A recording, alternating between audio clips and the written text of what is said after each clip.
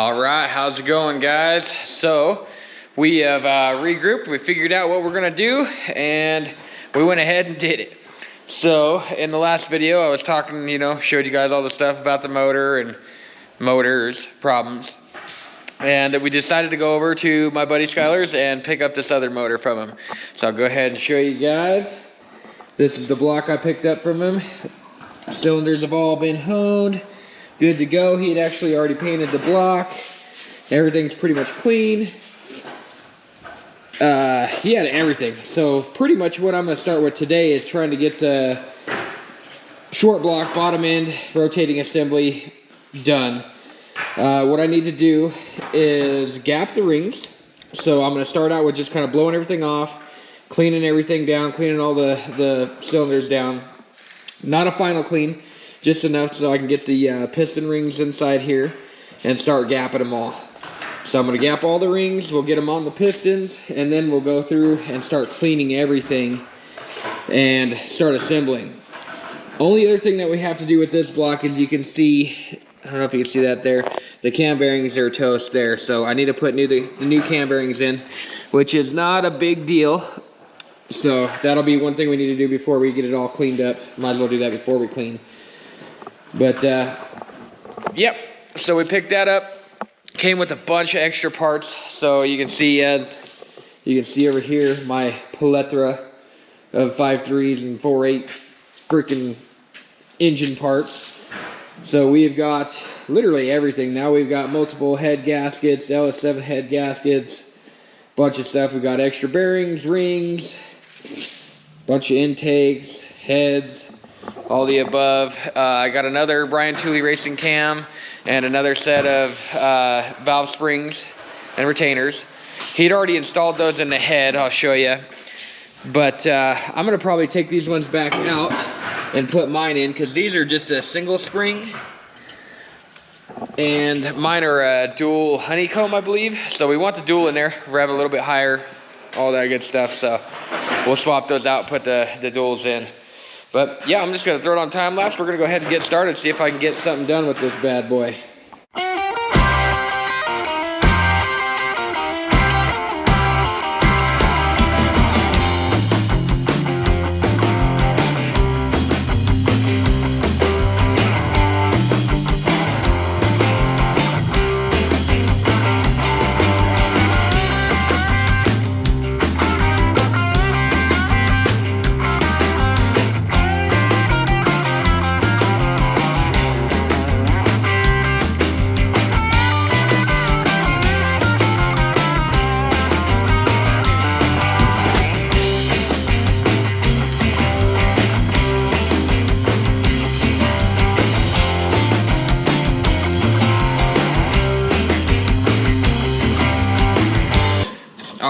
So I'm going to give you guys just a few tech tips. I'm no, professional engine builder by any means, but I'm going to just kind of tell you guys some things that I found online and things like that that are going to possibly help you guys. So come over here. Whenever you throw your rings in, it's just easy to kind of have your open in there, stab it in like that, and then you can just swing her on in like that. Now what I'm doing is I'm using each corresponding piston that goes to that hole for the ring. You don't necessarily have to do that. You can just use one piston. It's not a big deal. I'm just using corresponding so I don't mix them up. And then I'm leveling it out to the top of my ring lands there. Dropping it in there so the piston ring is where it needs to go. And then I'm going in here, still not quite yet. So when removing the ring, what I'm gonna do is I'm just gonna tip it back up, squeeze it together, and then you can pull it right out. When I'm grinding my rings, I'm trying to stay consistent. So every single time I'm grinding, I'm only grinding on one side of the ring. I'm not doing both sides. I'm only doing the one you can kind of probably see there. One's silver edge, one's not. So I'm keeping it consistent through every single cylinder. Only grinding one edge, staying at that one edge, making sure which side of the piston ring is top and which one's bottom. So the very first piston ring on these pistons, orientation does not matter, top or bottom, it's fine. But the second piston ring, there is a top and a bottom, so make sure you're grinding it to its, size. stay consistent on what you're doing. That's what's going to make a good engine build. And every time you're grinding with the piston ring or the piston ring grinder or whatever you're doing filing, take your time. Don't take too much off at once, because you can't put it back and you don't want to have to go and buy more piston rings. So just take your time. That there is about perfect. You see that where it slipped right in? Just a little grab, good to go. So after you're done with that, what you want to do is you want to fill your piston ring. Take your finger and kind of rub the edges. If there's anything sharp on there, make sure to grab a file and clean those off. This one has a little rough edge on the back side there where I was grinding downwards. So after I'm done, before I install each ring on the piston, I'll come through with the file and just clean them up.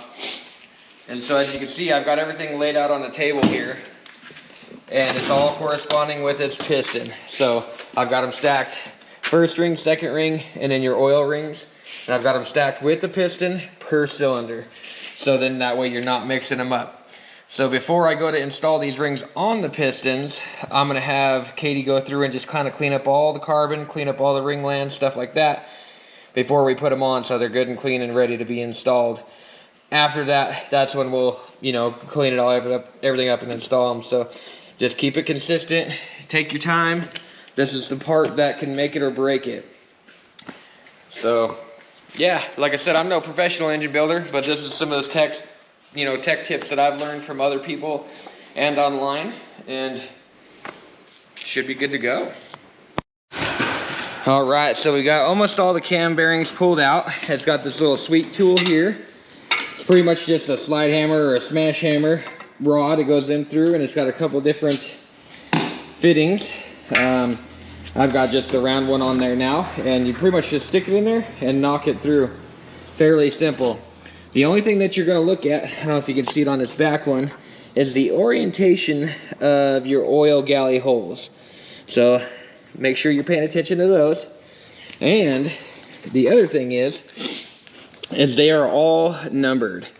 So you can see this one says 2 right there.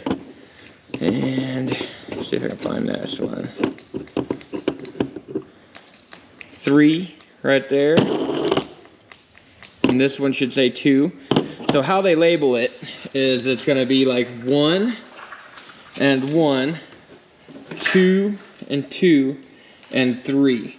So it's just by the kind of like the girdle here. So fairly simple, but when you get your new cam bearings, they're going to come out of the box. Pay attention to the number, put them in their corresponding holes, and make sure that the oil galleys are facing in the right spot. I did watch another video of another guy here recently, another subscriber, or not a subscriber, but a guy that I subscribe to and follow, Burn Down Garage. Pretty sweet. He's kind of another small channel, and just awesome. He's an awesome dude. He always answers back when you comment on there, and he was actually having an oil pressure issue with one of his motors, and I commented on there some about cam bearings being bad, and he got in there and exactly that, they were bad. And it was really cool. He went to a machine shop, and they'd kind of taught him some secrets and tricks and let him borrow the tool that he needed. So he's got a little video on there on how to install the cam bearings, a little trick with something with Loctite that I'm going to try as well. And it seemed to work fine after he got his motor put back together. So you guys should definitely go check him out. It's Burn Down. I don't know if it's Burn Down Garage or just Burn Down. But yeah, definitely check him out. He's got a pretty cool little channel. So I'm going to just finish knocking out this last cam, cam bearing. Super simple. Just put it in there, whack it with a hammer. Make sure you're going straight with the rod kind of holding it in there. You don't want to get it bound up. But other than that, simple, simple.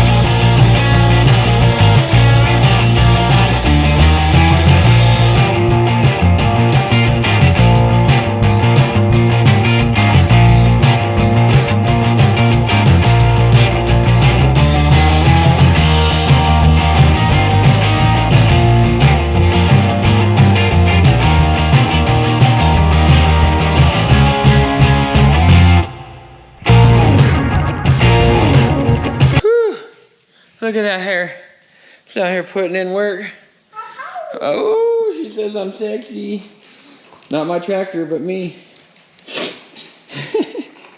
Anywho, you got all the caps in, everything's clean. She is spinning nice. I'm not having to put no effort into that at all. It's feeling good. So she's over here putting in work, cleaning the pistons. I'm sure they don't need to be that clean considering it's a used motor, but we're trying to go a little above and beyond. So she's working those. I'll start putting these in, the piston rings. All right, so we're back on building the motor. I'm gonna go ahead and just knock these cam bearings in real quick, and then we will finish up our pistons. We got 4 cleaned, all the rings and stuff put on. I got 4 more to go, clean up, get the rings on, and we'll throw them in here and get this rotating assembly all finished up. Probably get the cam in, pistons in, and timing gear, stuff like that, get all that stuff on, and probably call it a night from there, possibly, unless I feel more motivated, and we'll keep going.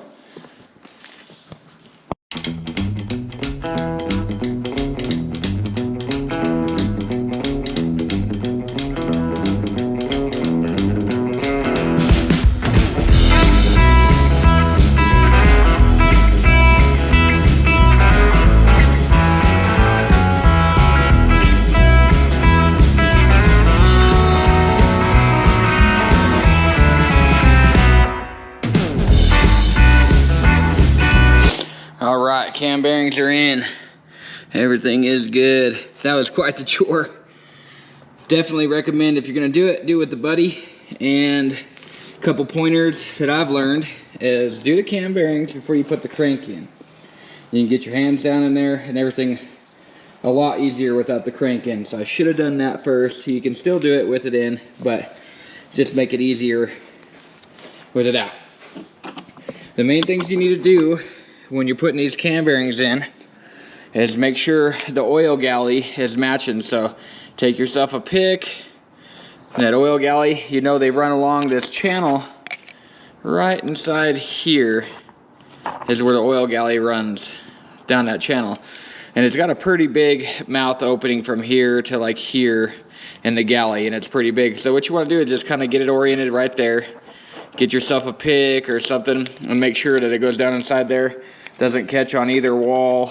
So, you know, just check it out. Make sure it's lined up. But all 5 of them are in. We're good to go.